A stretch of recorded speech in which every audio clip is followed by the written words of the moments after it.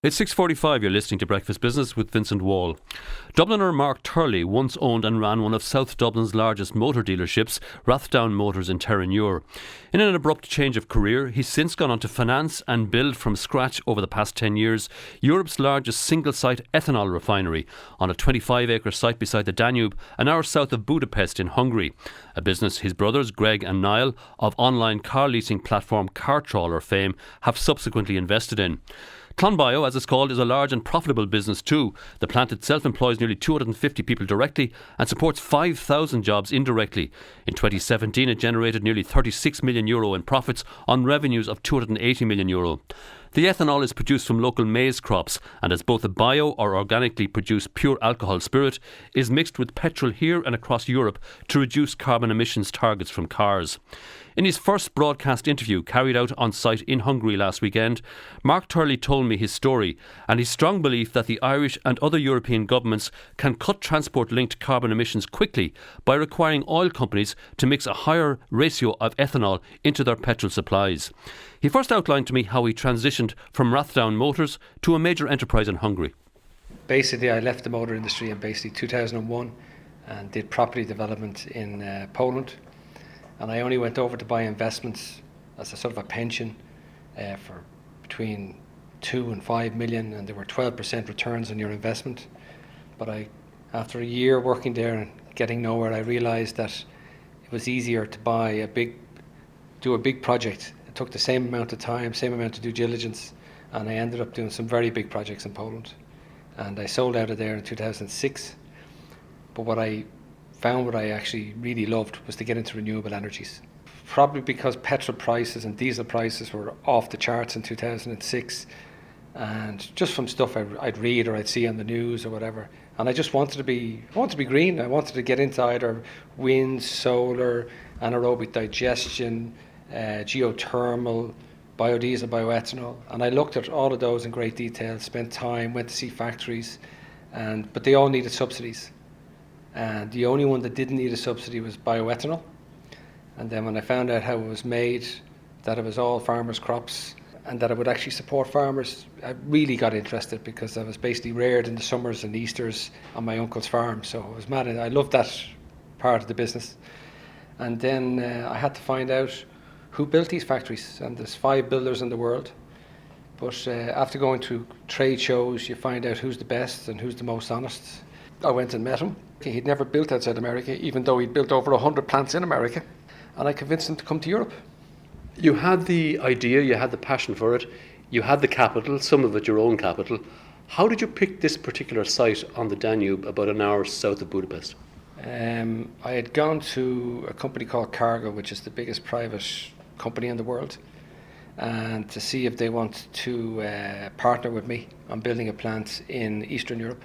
They said they had about 35 sites within Eastern Europe. And the reason I wanted to go to Eastern Europe because there's an awful lot of land in Eastern Europe that's all wasted, it's not being used, and the crops are very cheap as the farmers can't get anything for them. I probably did a road trip over a month maybe, and we looked at all the sites.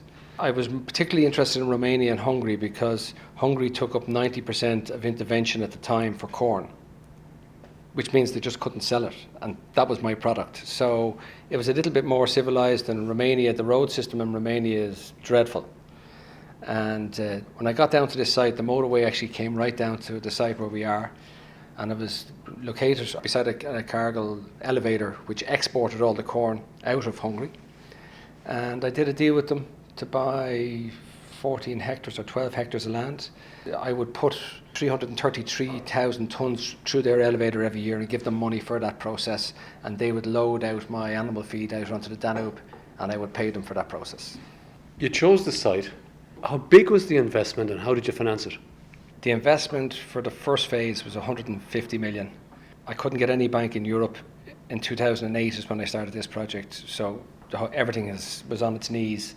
When I came to Hungary, when I decided this was the site, there was 41 plants being built. Of every description? Oh, no, ethanol plants. What? Ethanol plants. None of them got built. The 42nd plant got built, which is my plant. I did go to buy the 8 best of those projects that had full planning permission and models, but I found a fatal flaw with all of them and didn't go ahead with them because that would have saved me 2 years of my time.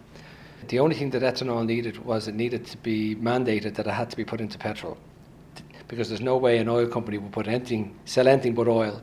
So once that mandate came through in November, I think, or October 2010, I had my planning permission.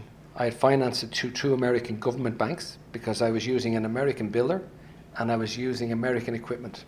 And we put in 40% equity, which was about 60 million at the time. So it was a big risk. You started building in 2010, I think. You were in production by 2012, which is an amazing, given the scale of this facility on 12 hectares, it's like an enormous power plant. Give us an idea of the scale of the production here, from the amount of raw material, grain that comes in, right through to the end products. We use 3,500 tons of corn a day. So if I break that down, it's a ton of corn every 20 seconds of every day, 350 days a year, 24 hours a day. So we never stop except for 2 shutdowns where we have to clean boilers and bits and pieces. So if you look at a full juggernaut of corn that comes in, it lasts 10 minutes in our facility. So we have 1,000 trucks coming through the facility with corn every day, and we turn them trucks around in less than 25 minutes. Corn is made up of 70% starch, 10% protein, and the rest is fibre and bits and pieces. We brew, we're a brewery, we brew beer. We take the beer out and we distill it right up to 200% proof, 100%, which could be poaching in Ireland, but it's ethanol. And we sell that ethanol to refineries that goes into your petrol. And the reason we do that is because it has 70%, or in our case 73% less greenhouse gas savings compared to oil. And we actually, over the last 6 years, have delivered that to the refineries at less than 48 cents a litre. So it doesn't cost anybody anything. But what we have done is farming in Hungary, where they took up 80% of all intervention, they are now booming. Because we will buy corn off a farmer for 25 tons, just one truck. Where before they had to sell to a trader and the trader sold to someone else and everyone made money. Now we just pay the farmer directly within 10 days of them delivering. As you say, there is a requirement, not always fulfilled, of putting ethanol into all petrol across Europe. I think it's 5% in Ireland, 10% elsewhere. How much ethanol do you actually produce and how does it get out of here? So we produce over 1.4 million litres a day, and we deliver that to refineries every single day, non-stop. And the likes of Germany is 10% blending, France is 10% blending, Ireland's 5%, England's 5%, Belgium, Netherlands, loads of them are all gone to E10. Everyone's going for E10 for next year because the greenhouse gas savings are huge. And if the Irish government went to E10, it would save them a minimum 25 million in fines they're going to have to pay by using a byproduct that actually is better for the environment. So why doesn't the Irish government go to E10 as quickly as possible? It'd be a quick win in getting our carbon emission targets down. I have no idea. We have gone and talked to them, but I don't know how governments work. I'm not a political person. What I can't understand is we make a product, we keep farmers in business, we bring it to the refinery, it goes into the cars, it costs the taxpayer nothing. It's 70% less greenhouse gas savings, but more importantly, because it's a very high octane, it makes the petrol in the car burn better, so you have 20 to 50% less emissions from that car by just putting in 10%. So it's an absolute no-brainer. You employ about 220 people here on the site itself, but you also have close to 40 research and development engineers working full-time on new product ideas for a 12-hectare site here beside us that you plan to develop over the next year or two. What sort of ideas, what sort of products are brewing here? We've spent 10 million over the last 5 years in R&D, 2 million a year on average. One of the projects there I showed you where we used a waste fibre to make biogas for the plant, which will replace 25% of our energy. We will also be putting in other energy efficient stuff that'll be in by next April again, that'll replace another 25% of our gas usage at the plant. Some of the fibre we're taking out can be used to replace single-use plastics, which is probably one of the most exciting things I'm working on at the moment. We are also making fungal protein grown on corn residue, which is capable of replacing fish meal in fish farms, which is a huge problem for fish farms. So that's really exciting and it's a high-value product. We are also making a very high-protein concentrate for human consumption that can be a vegan substitute for whey protein concentrate.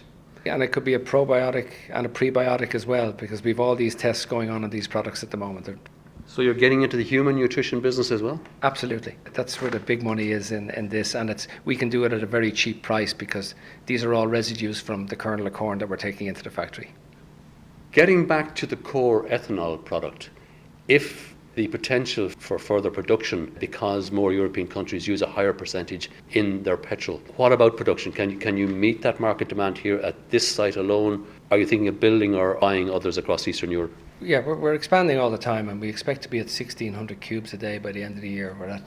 So it's expansion, but that's the end of this site. It's too small, and we're taking enough of corn from this area, so we'd probably go to somewhere else in Hungary or down to Romania if there was another plant to be built. But it all sounds wonderful, but at the same time, last year was a tough year, and 2 plants in England that cost 450 million each. One of them closed forever, and the other one closed for 9 months and only reopened there 3 months ago. Finally, are you hopeful that there will be a higher percentage of ethanol used in Irish motor fuel, in petrol, over the next year or two? It's just common sense. I mean, look at America, look at California. They just can't get enough ethanol into the cars because it just takes away their smog. It gives them, they've no NOxes coming out because it's just cleaner burning.